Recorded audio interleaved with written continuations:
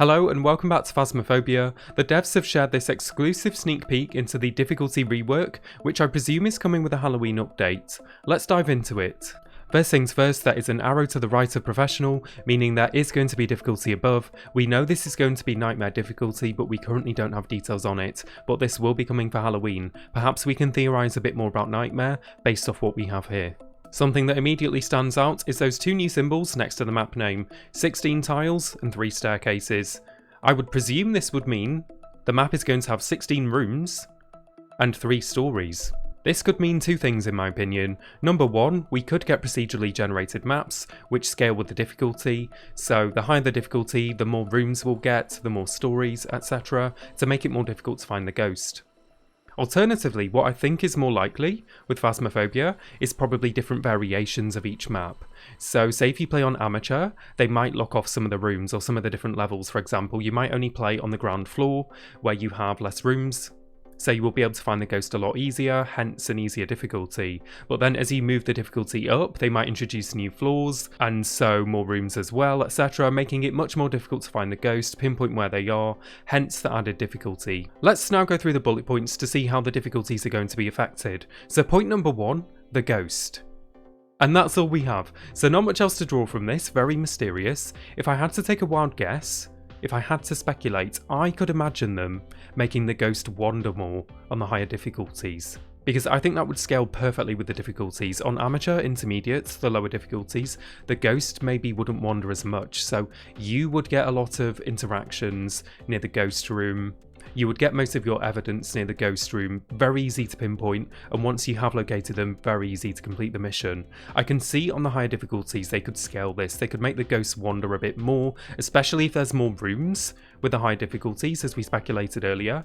I think this could work well to confuse the player a little bit, and to make them work that extra bit harder to try and find out exactly where the ghost is. So if I had to speculate about this first point, maybe I would say the ghost will wander more on the higher difficulties. But really, very mysterious point, it could be anything, that's just my take on it. Let me know what you think it could be down in the comments.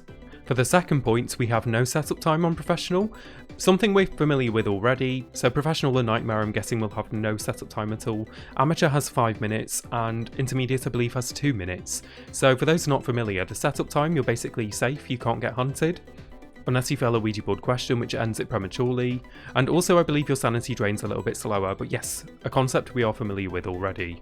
Next we have something grace period. I'm guessing this could be reduced grace period, maybe something that could scale with difficulty, where your grace period will be less and less as you go up in the difficulties, and it might be a bit more forgiving, you might have more grace period in the lower difficulties. For those not familiar with the grace period, what the grace period is the time at the start of a hunt where the ghost cannot kill you. So the ghost currently does not move during a grace period, they will stand in the same spot, you won't see them, but you will hear them, so you will be able to hear where they're coming from.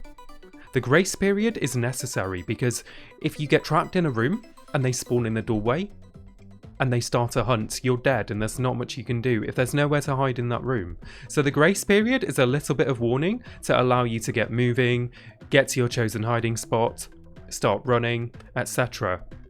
I'm guessing what they could do then, on Amateur you would and Intermediate you could have a higher grace period. On the higher difficulties, conversely, they will reduce the grace period, so you will have to think fast, you will have to be engaged and ready for the hunt and have an escape route in mind, just to challenge the player a little bit more.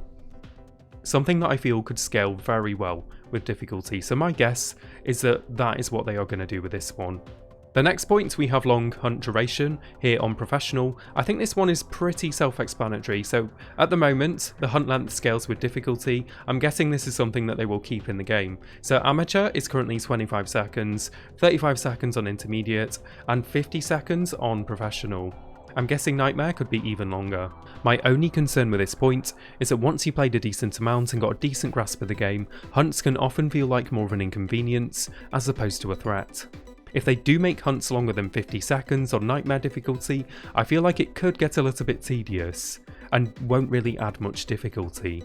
But we will see, perhaps they've decided to rebalance the numbers for this one. Next we have sanity pills and then blurred out. If I had to guess, I'm guessing sanity pills will have a lesser effect on the higher difficulties. Again, something that I think would scale perfectly. I'm guessing they would still give you 4 so that you can have 1 per player, but perhaps on amateur, say, the sanity pills could restore 40% of your sanity, maybe 35 on intermediate, 30 on professional, 25 on nightmare. Do note, these numbers are pure speculation, but that was just an example of maybe how they could scale them. I think that's something that could work quite well, and also add some extra pressure to the players on the higher difficulties, knowing that they can't restore as much sanity, and that the threat of hunts is always looming. Next, we have Fusebox starts off on professional, again a concept we are familiar with already. I'm guessing this will also apply to nightmare difficulty, and on amateur and intermediate I guess it will start on, as it currently does. So if the Fusebox starts off at the start of the mission on professional and above, it's going to be very difficult for the player to find the ghost with the thermometer unless it's a freezing temperature ghost. What you will need to do is turn on the Fusebox, as this correlates to the temperature in the house. Once the Fusebox is on, make sure it stays on and the house will warm up. Except where the ghost is. The ghost will make the area around it cold.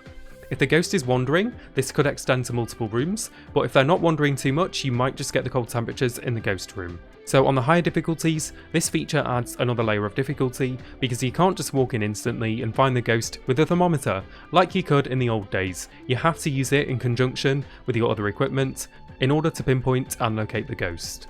And for the last point, the most mysterious of them all. Something, places. Very hard to speculate from this one, could be anything. If I had to take a wild stab in the dark, perhaps furniture could change place every mission, making it so you aren't familiar with your hiding spots. Maybe the ghost checks more places during hunts, so it will check behind furniture more often. Maybe the ghost room will change places. We just don't know with this one. Let me know what you think down in the comments. Very mysterious.